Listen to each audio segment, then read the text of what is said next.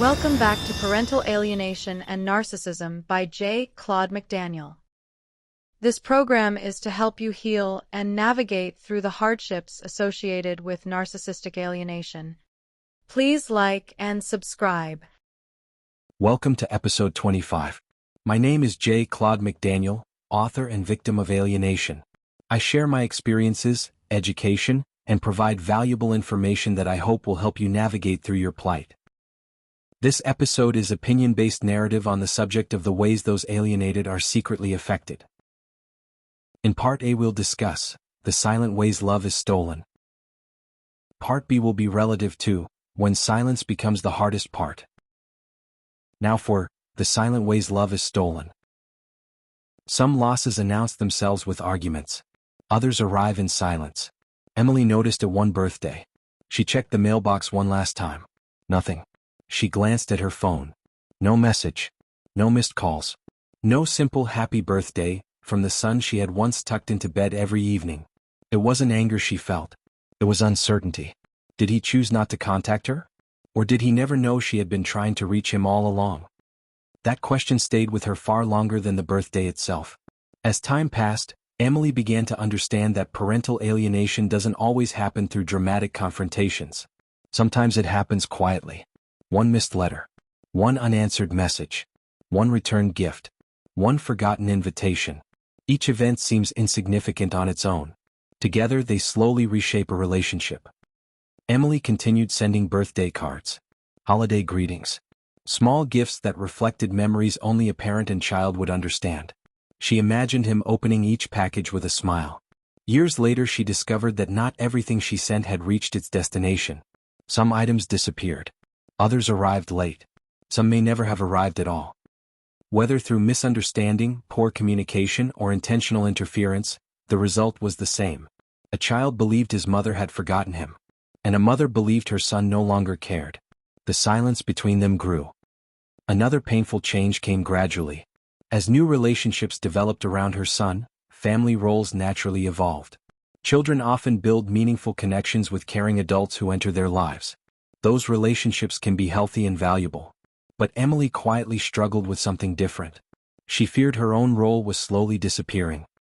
Family photographs changed. Traditions changed. Stories changed. She worried that memories they had once shared might slowly fade beneath newer experiences. No parent expects to become a distant memory in the life of a child they deeply love. Yet Emily often wondered whether that was happening.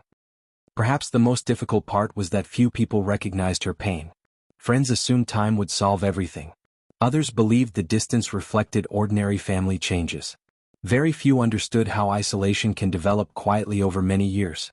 Emily learned that not every wound leaves visible scars. Some exist only in unanswered questions. In empty chairs at birthdays. In unopened cards.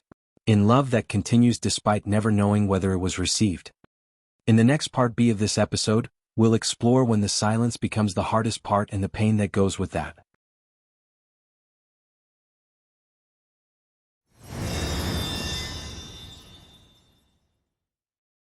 When the silence becomes the hardest part.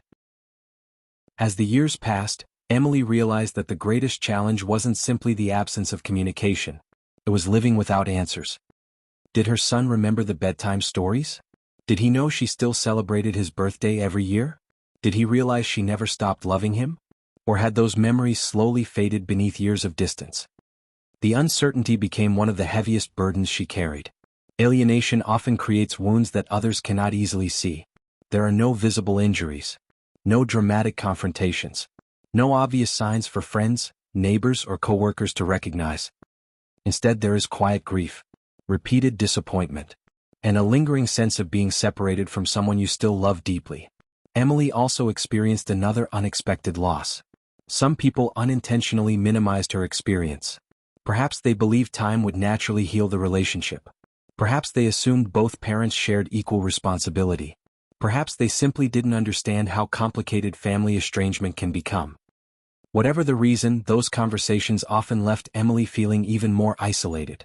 Yet over time she discovered something important. Love doesn't disappear simply because communication becomes difficult. A parent's care isn't measured only by phone calls returned or holidays spent together. It also lives in quiet faithfulness, in continuing to hope, in continuing to remember, in continuing to leave the door open. Emily never stopped believing that truth has a remarkable way of resurfacing. Children grow. Perspectives change. Questions emerge. Life experiences create opportunities for deeper understanding. She couldn't control when, or if, that day would come. But she could control who she chose to become while waiting. Rather than allowing bitterness to define her future, Emily focused on living with integrity. She continued growing, learning, helping others, building a peaceful life that reflected the values she hoped her son would someday recognize. If that day of reunion ever arrived, she wanted him to find not resentment but compassion, not anger but grace. Looking back, Emily realized that silence had taught her something unexpected. Real love does not require constant recognition to remain genuine. It continues, quietly, faithfully, patiently. The lesson from this chapter is simple. Alienation often works in silence. But love can survive in silence as well. If you are a targeted parent, never underestimate the quiet influence of consistent love, honest character, and unwavering hope. Even when your efforts seem invisible today, they become part of the legacy you leave behind. And sometimes, years later, that legacy becomes the light that helps guide a child home. This ends episode 25 of my podcast. In episode 26, we'll get into how alienated parents choose to cope. Thank you for reviewing my podcast and listening to this episode. Please like, subscribe, and comment.